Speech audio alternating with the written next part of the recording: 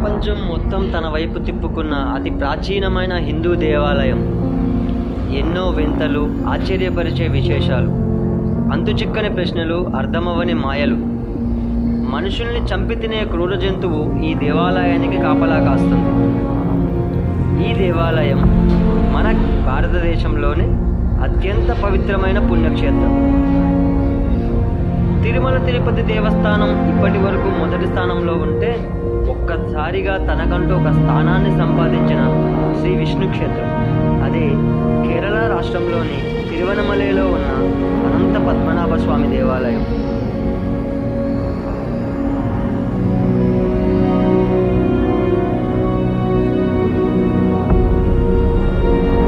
మొదట ఈ దేవాలయం గురించి చెప్పాలంటే, ముందుగా స్వామివారి గురించి తెలుసుకోవాలి.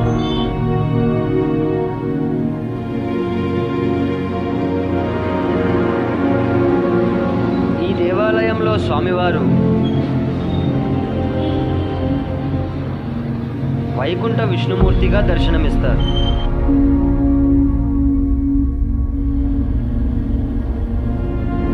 ఏడు పడగల ఆదిశేషుడి పైన శయనిస్తూ ఉంటారు. ఈ ఆలయంలో స్వామిని ఒకేసారి చూడలేము. ఎందుకంటే స్వామివారి విగ్రహం పొడవు దాదాపు 12 అడుగులు. అందుకే స్వామివారిని భక్తులు 3 గదులలో దర్శనం చేసుకుంటారు. దీనికి కారణం, మొదటి గదిలో స్వామివారి తల 7 పడగల ఆదిశేషుడు సృష్టికి ప్రతిరూపంగా ఉంటారు. రెండవ గదిలో స్వామివారి నాభి, అందులో నుండి పుట్టిన బ్రహ్మదేవుడు, ఇది స్థితికి ప్రతిరూపంగా ఉంటుంది. ఇక మూడవ గదిలో స్వామివారి పాదాలు లయకి ప్రతిరూపంగా కనిపిస్తాయి.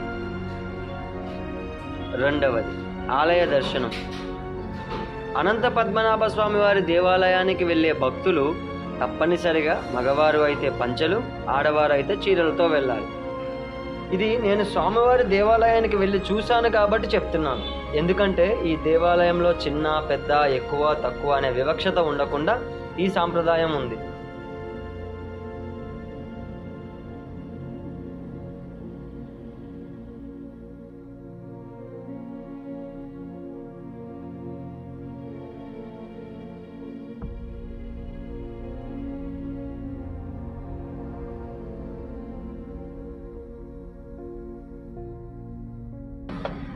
ఇంకా స్వామివారి గదులు లెక్కించడానికి వీలు లేని సంపద అనంత పద్మనాభ స్వామివారి ఖజానా. మొదట 4 గదులుగా గుర్తించబడిన తరువాత 7 గదులు బయటపడ్డాయి. వాటినే వాల్ట్ ABCDEFGలుగా గుర్తించారు.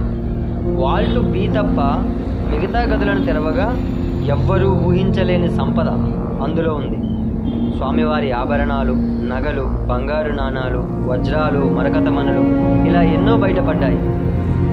కానీ ఎంత ప్రయత్నించినా వాల్ట్ Bని తెరవలేకపోయారు. కానీ చివరికి దానిని కూడా తెరిచారు. ఆ గది విశేషాలు మళ్ళీ ఇంకో వీడియోలో మాట్లాడుకుందాం. ఇంకా మిగిలింది బాబియా. ఈ పేరు చెప్తే తెలియకపోవచ్చు, కానీ అనంత పద్మనాభ స్వామి అంటే 7 గదులతో పాటు ఒక ముసలి కూడా గుర్తుకు వస్తుంది. దాని పేరే బాబియా. అవును, స్వామివారి కొలనులోకి ఎప్పుడు వచ్చిందో తెలియదు, కానీ ఈ కొలనులో ఇది గత 70 సంవత్సరాల నుండి ఉంది. బాబియా భక్తులు ఇచ్చే ప్రసాదాలు తింటూ స్వామివారం ప్రసాదం తినుకొని బతుకుతుంది. బాబియా ఇప్పటి వరకు ఎవ్వరికీ హాని చేయలేదు.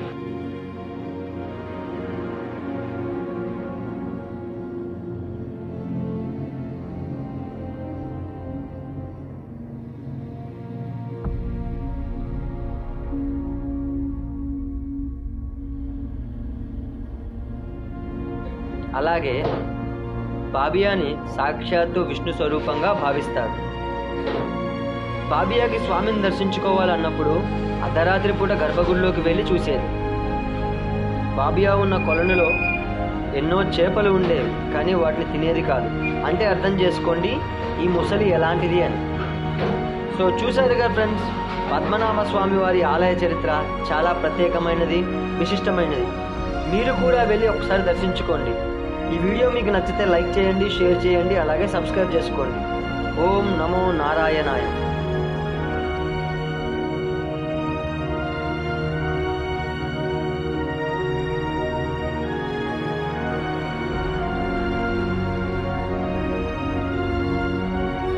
మరిన్ని విషయాలు తరువాత వీడియోలో తెలుసుకుందాం. అంతవరకు చూస్తూనే ఉండండి.